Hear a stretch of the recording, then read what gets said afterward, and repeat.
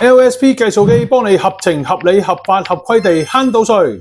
上次同大家講完 LSP 可以幫你慳到稅之後，有好多個朋友同埋粉絲都走嚟揾我，究竟點樣真正可以幫我哋做到合情合理合法合規地慳到稅呢？成日我都同大家講，你要揾專業人士幫手，要計算呢個 LSP， 我哋就需要揾專業嘅工具幫手啦。喺市面上邊，你可以去到揾大行、精算行幫你去到計算，代價就係非常之貴嘅，好長嘅時間。另外，你可以揾一啲 freelance 嘅精算師幫你去到做呢個計算，但係佢哋計出嚟嘅報告究竟有冇品質嘅保證呢？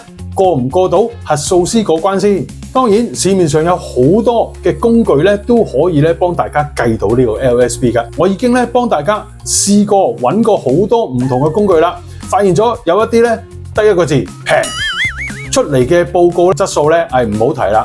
第二種就係有報告，但係原來又冇任何嘅精算師去到做背書喎，究竟可唔可以過到呢一個核數師嗰關呢？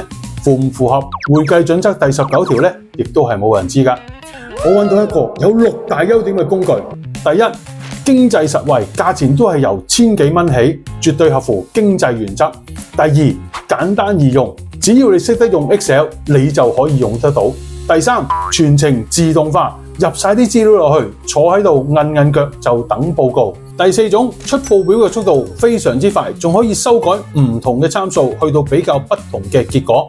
第五，報表清晰、透明、詳盡，入邊包含咗所有嘅參數，包括咗 LSP 嘅負債現時價值 present value 同埋服務成本。最後一樣就係呢一個嘅報告有精算師喺度做背書，連上市公司嘅核數師都認可。如果你想知道呢個係乜嘢嘅工具，留言 LSP 俾我。